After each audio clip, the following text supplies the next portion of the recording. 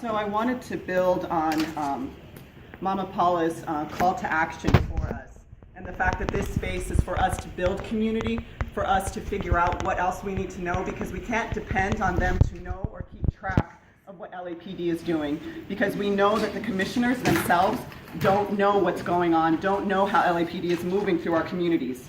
Cheif Beck talked about, well, I want to start with all the partnerships that are happening with LAPD in our communities. Not only did we hear about the partnerships in libraries and public services, they're partnering with universities, and they're also partnering with corporations. So why does that matter to us? I can start over too, that's fine. Yeah, you want to start over? Go ahead. Sure.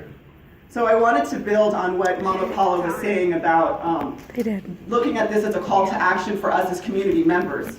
We have to not only come here and voice our concerns, but we also have to keep track of what's going on. What is LAPD doing? Because we can't depend on them. Because we had Shane Goldsmith, who's sitting right there, on record telling us that she didn't understand what the record management system was. But she voted on a grant that developed the record management system another $40,000. But she told us, I had no idea what it does. We know what it does. I'm a registered nurse, and I've been studying and been monitoring and been watching LAPD, and I know what it does. So this is a call to action for us that we need to be monitoring them. We need to be understanding these systems. They're partnering with public services, they're partnering with universities, and they're partnering with private corporations. So when we talk about libraries and the money that's going to LAPD to protect libraries now, why isn't that going towards homeless services? Why isn't that going to drug rehab centers? I have a friend who chooses not to call the police as a librarian because she doesn't want people just to be arrested because this is their only refuge, their only place to go when they don't have a place to sleep, when they don't have a privacy of their own home.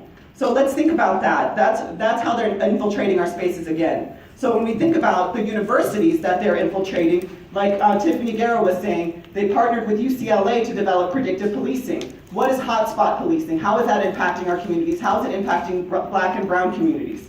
They're also partnering with UCLA to develop more mapping of misdemeanors in the community. That was in February of this year, where they partnered with UCLA to map misdemeanors and then provide social services to those areas that are hotspots.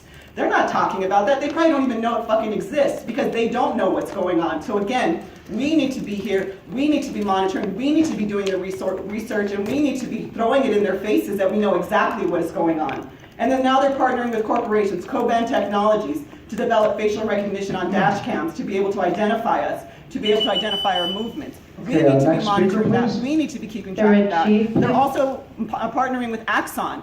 And what Axon is doing right now is they're actually trying to predict how we're going to be responding in emotional ways. So this is the work that we need to do, because we can't depend on them. We can't depend on Matt Johnson. We can't depend on Steve Soboroff. We can't depend on Sandra Figueroa to do anything to protect us. Right.